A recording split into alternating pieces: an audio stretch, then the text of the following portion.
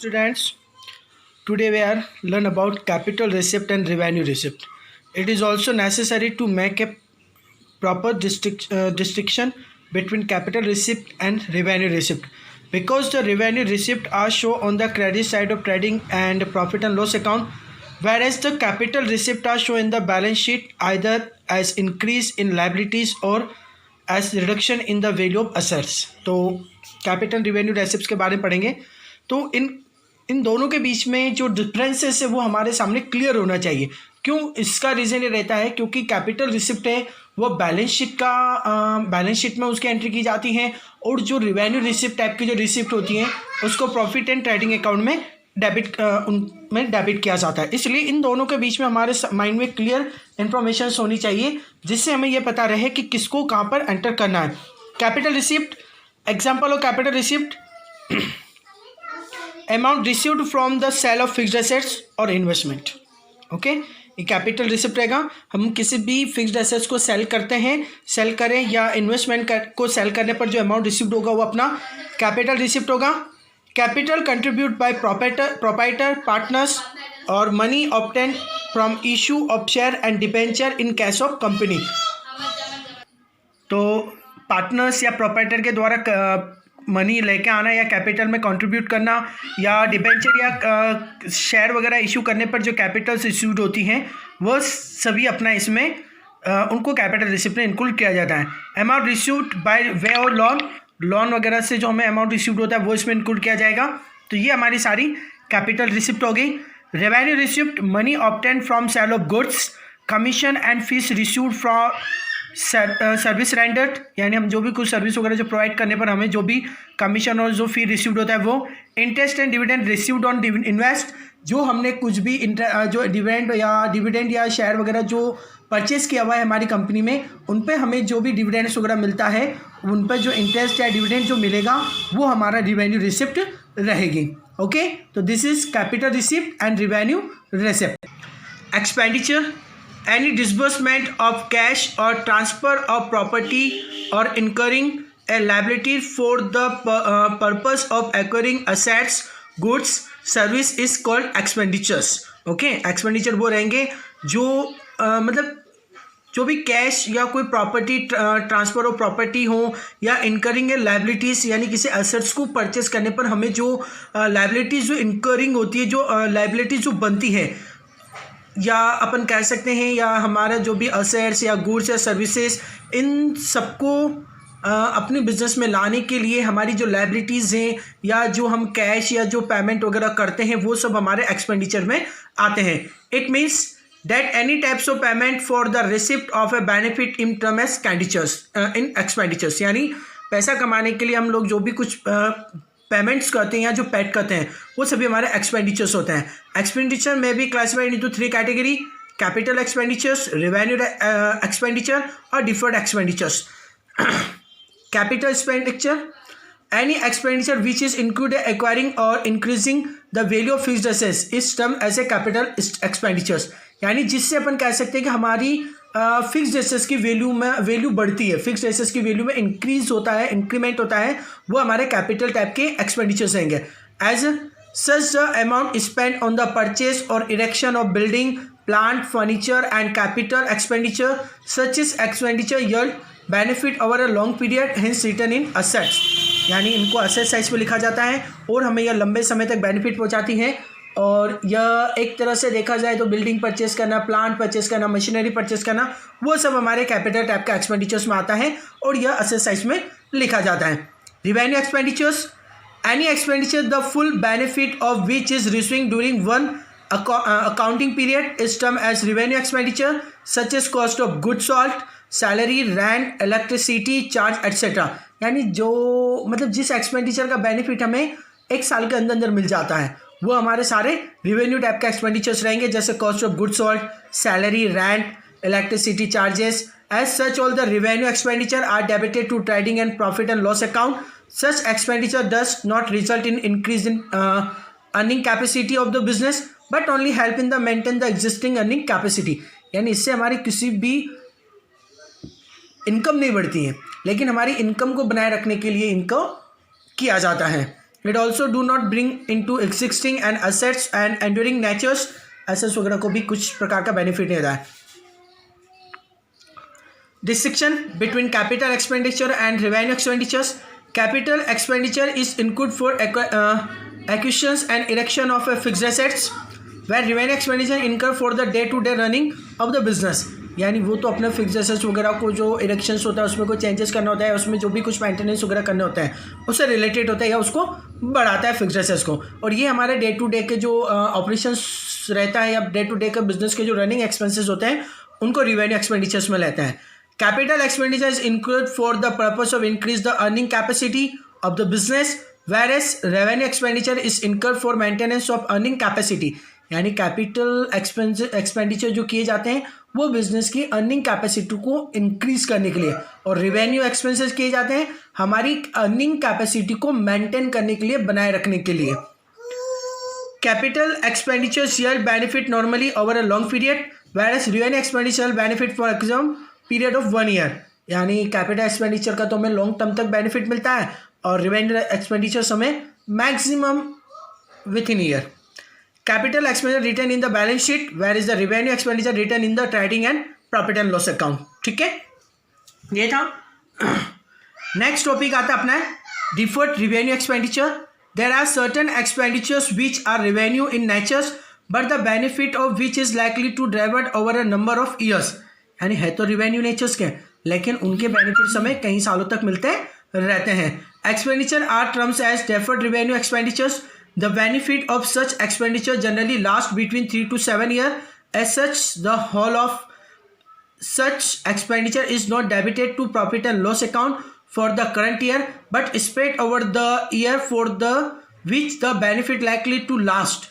दस only a part of the expenditure is taken to profit and loss. यानी देखा जाए इनका बेनिफिट 3 to लॉन्ग पीरियड तक मिलता रहता है और इसको अपने profit and loss and trading account में नहीं लिखा जाता. इसके सिर्फ उसी पोजीशन को trading and profit and loss account में लिखा जाता है जिसका यूज करंट ईयर में हो चुका है या जिसे हमने करंट ईयर में ले लिया है. सपोज एक एग्जाम्पल दिया है, a firm spent huge amount 2 lakh on advertising to introduce a new product in the market and it estimated that is benefit with last 4 years. In this case 50,000 will be charged to profit and loss each year.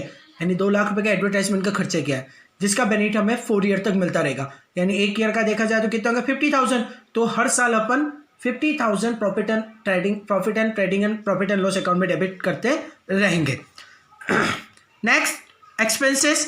Expenses is the cost incurred in producing and selling the goods. Expenses तो expenses वो होते हैं जो हमारे cost of जो हमारे production की cost या services according to the Finney and Miller, ये तो बोला था. और expenses is the cost of use of things और service for the purpose of generating revenue. यानी रिवेन्यू जनरेट यानी प्रॉफिट कमाने के लिए हम जो भी एक्सपेंसेस करते हैं वो हमारे एक्सपेंसेस आते हैं. Following are including the terms in the terms of expenses: cost of goods sold, amount paid for rent, commission, salary, advertisement, etc. Decline in the value of assets caused by the use of such assets for business purpose और depreciation is also an expenses. ठीक है, तो depreciation वगैरह जो भी रहेगा सब हमारे expenses में आ जाएगा. Income is different from revenue. Amount received from sale of good is called revenue. The cost of goods sold is called expenses. Surplus revenue over expenses is called income.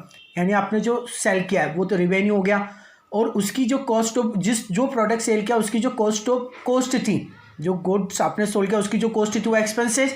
और revenue excess cost of goods sold that's called income. इसको income कहें. यानी जो cost थी उस cost पे revenue का जो एक्सेस पार्ट होता है वो अपना इनकम कहलाते हैं. For example cost of good costing 4 lakh, sold 5 lakh and sell amounting is 5 lakh is revenue.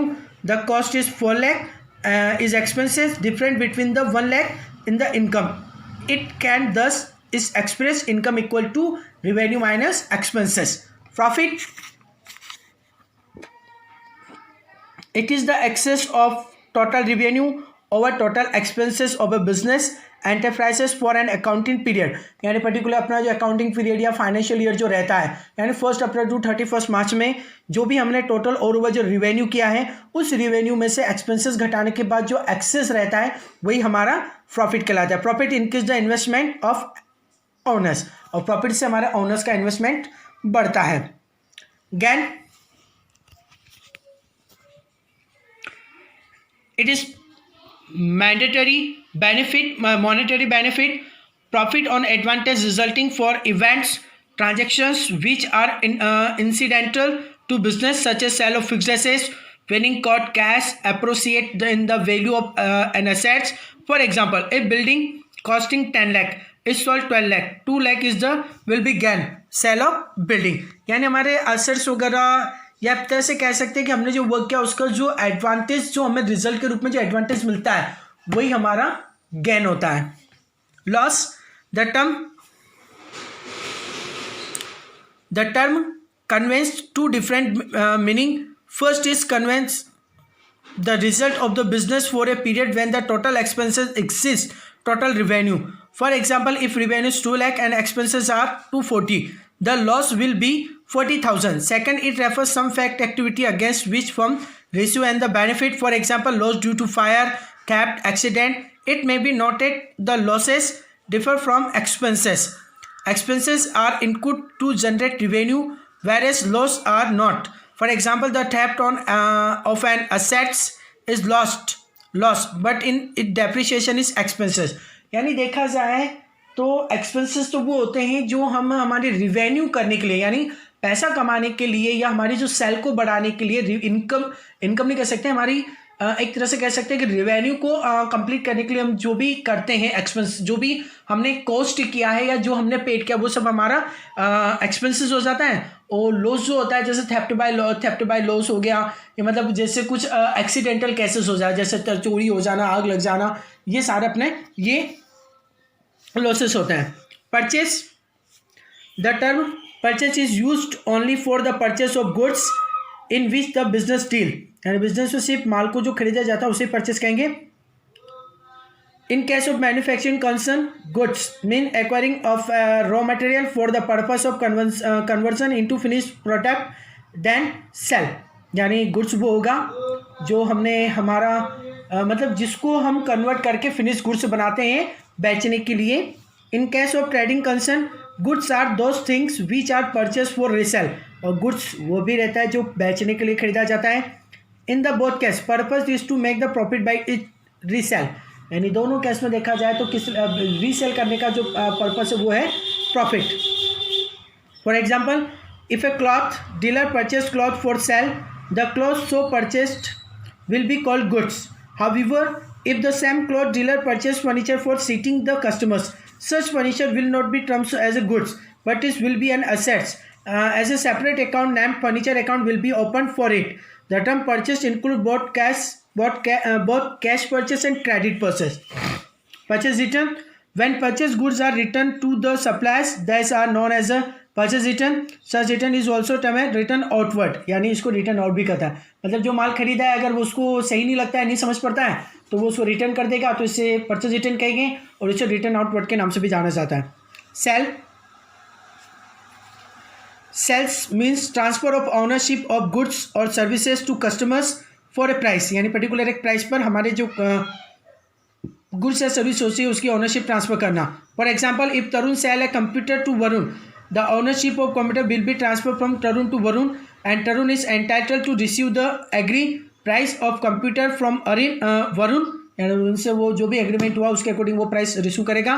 The term salary used only for the sale those goods purchased for resale purpose. It is also include revenue from service provided to customers. The term sale is never used for the sale of assets. For example, if cloth dealer sell cloth, it will be termed as a sales. But if the same cloth dealer sell all furniture for or a typewriter, it will not be termed as a sales. यानी जो मतलब जो है ना benefit कमाने के लिए बेचा है, बेनिफिट कमाने के लिए जो हम निकाल रहे हैं सेल कर रहे हैं वो हमारा सेल होता है। और जो जनरल जैसे एसेट्स वगैरह खराब हो गई उसको अपने को बेनिफिट नहीं है, एक जनरल पड़ा हुआ तो उसको बेचना है, तो वो अलग होता है। Sales return, some customers might return the goods sold to them. There are terms as sales return or return inward. Okay guys, this is over. Next we are learn about stock and stock in trade. Thank you.